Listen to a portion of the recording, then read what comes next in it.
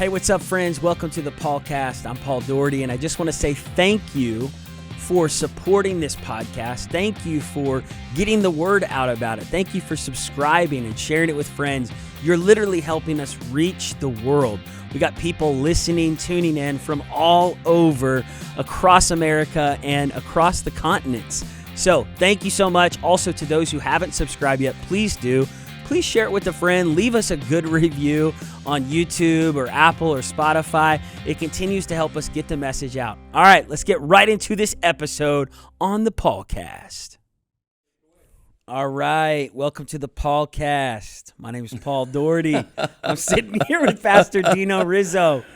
Pastor Dino, what do you think about the PAULCAST? That threw me off just when you did the PAULCAST. I'm like, what are we at? That's a whole new, you're starting a whole new movement. I'm starting a movement. I'm changing everything I do to the PAULCAST. Come on, I almost just drank the microphone. I meant to everything's changing.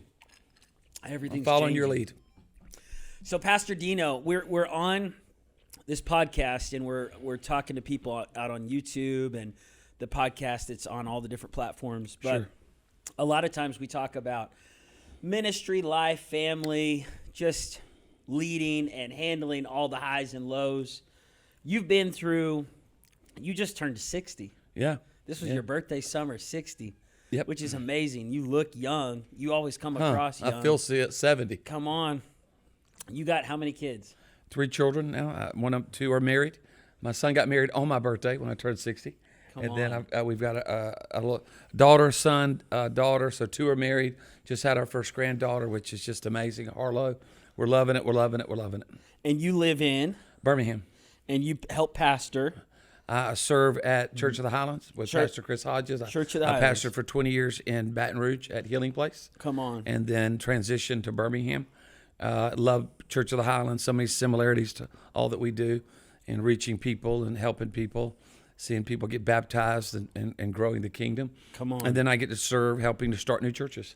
Yes. Tell them a little bit about that. You work with an organization called ARC. Yeah. And y'all have, how many churches We does just ARC launched have? this past weekend. We are at 1,117. Wow. And that has been the last 23 years. So, because churches like you and so many other churches are generous, let's go help young couples do this in other places. Yeah. And let's go let them have an opportunity to do this, to reach people, to make a difference, to see people discipled and to engage their city like you guys do. So there's a lot of young couples out there that need to know how to start, need resources, need training, need to be need mentors and people in their lives that can help them be healthy and whole and make a difference. And so we just come alongside of a couple who has a dream in their heart to do something like this. Yeah.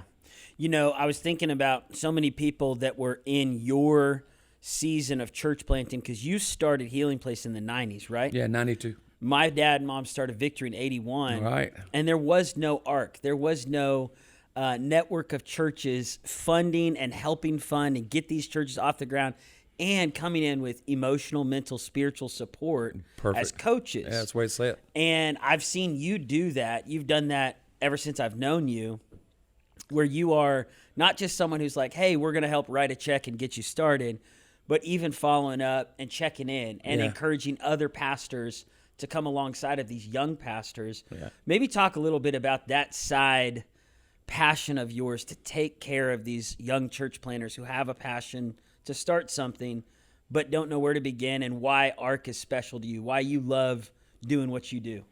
Well, I was a church planter. So like your parents, I planted a church when there wasn't a lot of coaching. There wasn't a lot of help. And so we needed it. My wife and I needed it. I was young. I was 27 years old. My wife was 23 years old. We were babies. And we were just trying our best to lift up Christ and to help people, see people saved, see people, come to, live the life that God intended. And so we connected with some people about 7 years into it. Billy Hornsby, Greg Surratt, good guys like that who said, let's go start some other churches and come alongside of them because they have a dream in their heart, but they may not know all the things that need to be done to get to a great launch day. So we launch independent churches. We are going to get them to the best launch day possible, and then do everything we can to make sure that their marriage is strong, that their ministry is strong, that they understand the model of ministry that they want to do.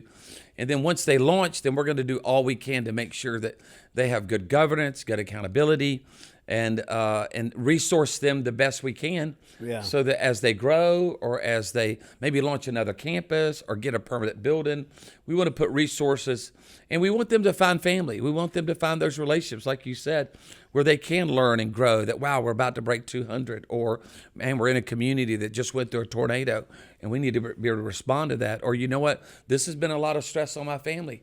Where can I go and get healthy? And where can I get counseling or accountability? All these things that we all go through, that we don't know what we're about to go through. So we love coming alongside of those churches and helping them get started, and then providing the resources so that they can be healthy.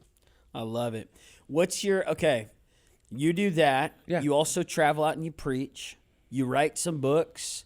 You help pastor with Highlands under Pastor Chris. You're a dad, you're a grandpa. What's like some of your favorite things you get to do besides, you talked about ARC. What else do you love that you get to do on a regular basis? Well, I mean, I love this. I love being at great churches like this. Top 5 churches you've been to. Yeah, top 5 churches. Victory needs to be somewhere in yeah, there. Since you're on this podcast. Victory's in the 5. And, well, I love y'all have a heart for people. I mean, if you're around here, you're going to hear these expressions: love God, love people. Love God, love people. It's on your website. Come on. You'll see it printed around here. And I think that is what it's all about. So I love Victory. I love People's Church in Oklahoma Herbert City. Cooper. I love Herbert Cooper. Solid guy. It's just a lot of fun.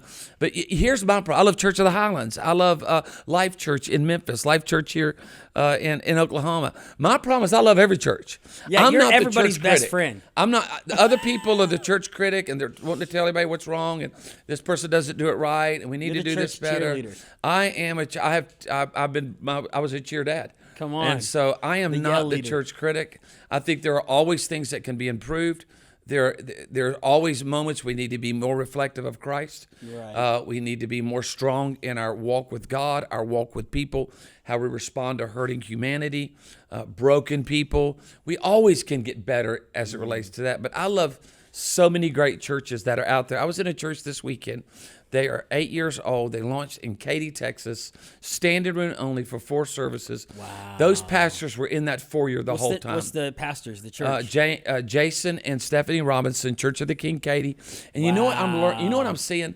Yeah, I'll tell you where you lead a church from right now. You lead it from the foyer. You lead it among the people. You're out in the lobby. And it's You're the hanging little with people. spaces, and they were there every service. I went out there with them because I love people. That's what I enjoy at Highlands. So Good shepherds churches smell are like winning. sheep. Yes, churches that are winning are with the people. They're generous churches. They're among generations. They're strong theology, strong doctrine. Yeah. And they have a purpose. I think they're great commission churches. An like atmosphere you are. of life, atmosphere of hope. Yeah. Yeah. No, I mean, I'm not trying to interrupt you. Keep going. No, but I mean, it's what you do at the Dream Centers. Yes. Thank God for what happens in this amazing building. Yeah. With what you do with kids and what you continue to do with students. But thank God for what happens from here. Yeah. At the Dream Center, or in all the different outreach, this, I couldn't even begin to imagine how much Victory has made a difference in the world based on the Great Commission and missions. You guys have been a flagship church for biblical worldview missions, which is huge today. Let me ask you a question, because you've seen churches come and go, and churches with a missions program that descaled it and got rid of it because they couldn't afford to keep missions going or whatever. In your mind, why is it important, besides the biblical reason that it's a mandate and a commandment, why is it important for churches to be about outreach and missions, local and global investment? Well, you can get inward in a hurry. And the tendency of humanity is me, myself, and I, selfishness. How do I feel? How does this make me feel? How has this, what about me? Joyce Myers always talks about, what about me? What about me? What about me? And so you can get there in a hurry. And I think when we turn inward and it's all about me, it's about me, myself, and I, then that's just not the spirit of Christ. I mean, you almost have to take the book of Acts out of the Bible. If you decide that we're not going to respond to those who don't know Christ, we're not going to give people scripture, we're not going to do everything we can to reach the widow, we're not going to be there for those that are far from God. And it's changed. Missions has changed. You've seen it change. I've seen it change. It's morphed. But I think through digital platforms and through scriptural engagement around the world, there are some amazing things that are happening in the world with micro businesses, with being able to connect with some great partners. Most of our missions at Highlands is through great partners that are just specialists in this, in Iran, or they're in Pakistan, or they're in the Sudan, or they're in Peru. So we're partnering with them to make a difference. Okay, I'm gonna switch it for a second. Pastor Dino is, let's just say you're having a day where you go, I've been pouring it out. I want to sit and I want to receive something. I want to sit and enjoy something. What does that look like for you? That's a couple things. Now it's my granddaughter. So I'm all about my granddaughter. I'm about... How old is she? She is 7 months old. Okay. You've had a bunch that are 7 months old along with your journey, and you and your wife are great parents. But, being with Delynn, we've been married 35 years. Come on. I'm passionately in love with her. I've got a great dog that I love. But, it's about being with my wife, being with our family. We watch a crazy show every night that we love called The Waltons. Now, if you don't know The Waltons, you don't know The Waltons. We watch it every single night. No, you don't. It makes us feel good. They're in the mountains. They're helping someone homeless. You for real watch The Waltons every night? They're cooking a meal. They got a horse. They're just taking in people from the streets. I just love So we do those kind of things. And then I love to travel and go to just great churches. I'll get to be in a church in a couple weeks that's going to celebrate their 2nd year anniversary. They're meeting in a middle school. Come on. And they're running about 200 people, which is incredible after 2 years. Yeah. And I cannot wait to be with this incredible young couple who are just so excited to reach people. So I like doing that. It recharges you to travel out. I still like to preach. I like preaching. Is this recharging, being in Victory in Tulsa? Oh, I love it. I'm fired up. I just still like to communicate, and I'm a people person, and I think the world is hurting. I think there are people that wake up every day and they are traumatized by a million things. I think there are people that are walking in our churches like they do every Sunday here that are giving God one more chance. And they're expecting something, and I want to do all I can to give them Christ, and to give them hope, and to give them and to be excited about it. I don't enjoy the dreadful gospel, where it's just everybody's wrong, everybody's bad, nothing's working, everything's going to hell, everybody's horrible. I am a good news gospel. That's why we like bringing you here. Well, we know all those things are happening. Come on, but I just choose to believe that in the last days, Joel and Acts says that God is going to pour out His Spirit. Come on. And that those who call upon the name of the Lord will be saved. I'm believing for great revival like we're doing. I mean, I got to hold on to hope, So I like being here. I mean, I think this is a place that, you guys are all about hope and all about helping people. Well, I'll share this to our listeners. When I met Pastor Dino, 2010, I was holding a conference. I came up with this idea of this conference literally 3 months before the conference. I thought, I'm on a mission trip in Brazil. 2010, my dad had just passed of cancer 8 months before this. And all of a sudden I get on fire. I experienced this touch from God, and I'm like, okay, we're going to go back. We're going to host a young adults conference called Louder Than Words. And I was like, the one guy I got to get to come. I had just seen him preach at a conference called C3 in Dallas, Texas. And I remember seeing him preach and cried through his message. He preached about servolution and talked about his own testimony in his heart. And I reached out to him. You gave me your number at this conference, which I don't know if you remember this, but I reached out to you and you said yes. And it was like a month and a half away, and I thought he would never say yes. He's got probably 1 million requests and they're a year and out. But you said yes. You came and you preached to a group of young adults. And I was so touched by it. You came back, you preached a couple years in a row, and then have continued to preach here over the years. But one memory that stands out to me was I was in a really discouraging season. And this is my 10th year as the pastor of Victory Church this week. I'm so proud of you and your wife. But one of the years I was in a discouraged moment, and I just was overwhelmed with just, man, I don't know if I'm qualified for this. I don't know if I'm good enough, if I'm the right guy.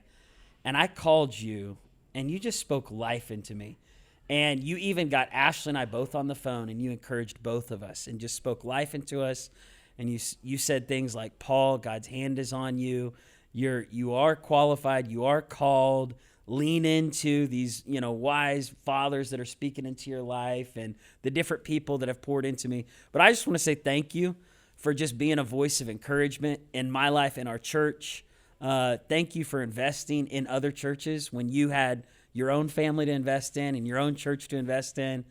Thank you for showing up a month's notice and speaking at that conference and showing up to this conference right after your son gets married and it's your birthday and all these things going on. So we love you and appreciate you. And anything else you want to say before we get ready? He's here for Revival Nights, by the way. He's speaking at our church. Nights. No, your dad and mom have made an impact on my life when I first came to Christ. And so our church in Myrtle Beach looked to this church in the mid-'80s, and it marked my soul.